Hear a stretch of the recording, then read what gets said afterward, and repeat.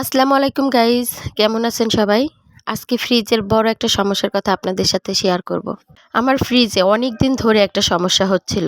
ফ্রিজের ডিপে এক পাশে শুধু বরফ জমে যাচ্ছিল আর অন্য এক পাশে কোনো রকম কোনো বরফ হচ্ছিল না, আর নর্মাল তো কোনো রকম ঠান্ডা হচ্ছিল না। আর একটা বিষয় খেয়াল করলাম, ফ্রিজের বাহিরেও সেরকম গরম হচ্ছিল না। সাধারণত ফ্রিজ চললে একটু গরম লাগে, কিন্তু এখানে সেটা হচ্ছিল না।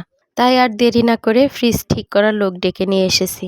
আর উনি তো দেখেই বলে দিল ফ্রিজের গ্যাসে নাকি অয়েল জমা হয়েছে, যার কারণে ফ্রিজে শুধু এক পাশেই বরফ হচ্ছে ডিপে, আর নর্মাল ঠান্ডা হচ্ছে না। তো ওনাকে আমরা বললাম এখন কি করা যায়, তো উনি বলছে যে গ্যাস থেকে ওই অয়েল বের করতে হবে। ফ্রিজে অনেকটা বরফ ছিল, তখন উনি বলছে যে যত দ্রুত পারেন এই বরফগুলো গলিয়ে ফ্রিজটা পরিষ্কার করে দিন, তারপরে আমি ঠিক করে নিচ্ছি।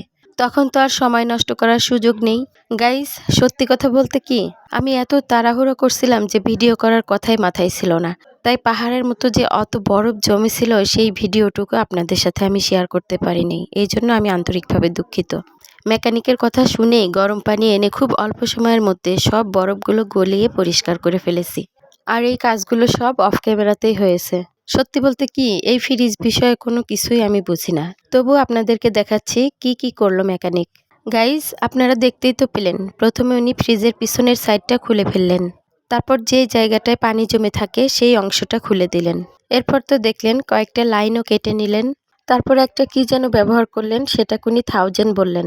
ওটা দিয়ে নাকি ফ্রিজের গ্যাস লাইন পরিষ্কার করা হয়। আমি পুরো টেকনিক বুঝি না, কিন্তু দেখলাম অনেক সময় নিয়ে উনি কাজটা করলেন। অবশেষে আগুন দিয়ে যেসব জায়গাগুলো কেটেছিলেন সেই জায়গাগুলো আবার সুন্দর করে জোড়া লাগিয়ে দিচ্ছেন। এই সময়টা একটু ভয়ই লাগছিল, কিন্তু উনি বললেন এটা খুব নর্মাল প্রসেস, ভয়ের কিছু নেই। গাইস, ফ্রিজের ভিতরে কাজ কিন্তু অনেক টেকনিক্যাল। নিজে নিজে কিছু করার চেষ্টা করবেন না। সমস্যা হলে ভালো মেকানিক দিয়ে ঠিক করান। আর এই কাজগুলো দেখে যতটা সহজ মনে হচ্ছে, আসলে কিন্তু অতটা সহজ কাজ না। আর যে 5 মিনিটের একটা ভিডিও, আসলে কিন্তু 5 মিনিটেও এই কাজটা হয়নি। মিনিমাম 1.5 ঘন্টা সময় লেগেছে এই ফ্রিজের কাজ কমপ্লিট করতে। আর হ্যাঁ গাইস, যদি আমি যে কথাগুলো বললাম এই প্রবলেমগুলো আপনাদের ফ্রিজেও হয়, মানে ফ্রিজের ডিপে শুধু এক পাশে বরফ জমা হচ্ছে, অন্য পাশে কোনো রকম বরফ হচ্ছে না, নর্মাল ঠান্ডা হচ্ছে না, খাবার রাখলে খাবারগুলো নর্মালে গন্ধ হয়ে যাচ্ছে, যদি এরকম কোনো প্রবলেম হয় তবে এটা কিন্তু আসলেই বড় সমস্যা। অবহেলা না করে মেকানিক দেখান। আর বেশি টাকাও লাগবে না, আমার মাত্র 2000 টাকা লেগেছে। এখন আপনাদের কত লাগবে তা আমি অবশ্য জানি না, আর আমি নিজেও ভেবেছিলাম আমার হয়তো অনেক টাকা লাগবে, 5-6 হাজার টাকার মতো লাগবে, কিন্তু না, আমার মাত্র 2000 টাকাই লেগেছে। অবশেষে আমার ফ্রিজে যেই গ্যাস ছিল সেই গ্যাস বের করে পরিষ্কার করে তারপরে উনি ওনার থেকে নতুন গ্যাস ভরে দিল। আর যেই পার্টগুলো খুলেছিল সেই পার্টগুলো একে একে এই তো লাগিয়ে দিচ্ছে। এখন আমার ফ্রিজের কাজ শেষ। আলহামদুলিল্লাহ, মাত্র 2000 টাকায় আমার পুরো কাজ কমপ্লিট।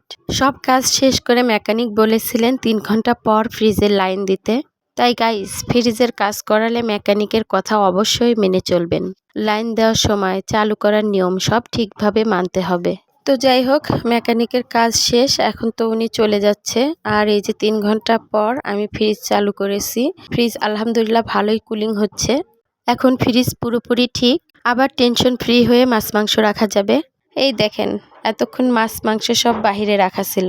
আর গাইস, একটা জিনিস কিন্তু ভালোই হয়েছে, মাঝখান দিয়ে আমার ফ্রিজটা একদম ঝকঝকে তকতকে পরিষ্কার করে নিলাম। তো পরিষ্কার করার পর আমি সবগুলো ড্রয়ার ঠিকঠাক মতো লাগিয়ে তারপরে ডিম রেখে দিচ্ছি। আসলে নর্মালে তেমন কিছু রাখার ছিল না, শুধু ডিমই নর্মালে ছিল, আর সেটাও আবার রেখে দিলাম।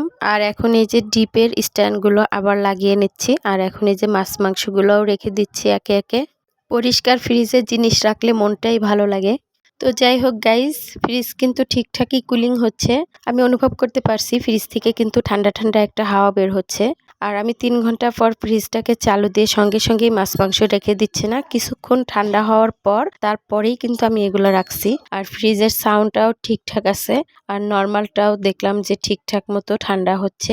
তো এখন টেনশন মুক্ত হলাম। সত্যি কথা বলতে আমি প্রচুর টেনশন করছিলাম, না জানি কি একটা বড় সমস্যা হয়ে গেছে, না জানি কত টাকা খরচ হবে। তো আলহামদুলিল্লাহ সেরকম টাকা আমার খরচ হয়নি, 2000 টাকার মধ্যে আমি পুরো কাজটা কমপ্লিট করতে পেরেছি। এই যে দেখেন, নর্মাল থেকেও ভালো একটা ঠান্ডা ঠান্ডা অনুভব হচ্ছে। আর এখন আলহামদুলিল্লাহ আমার ফ্রিজটাও ভালোভাবে চলছে। ভিডিওটা ভালো লাগলে লাইক, কমেন্ট আর শেয়ার করবেন। ভালো থাকবেন সবাই, আল্লাহ হাফেজ।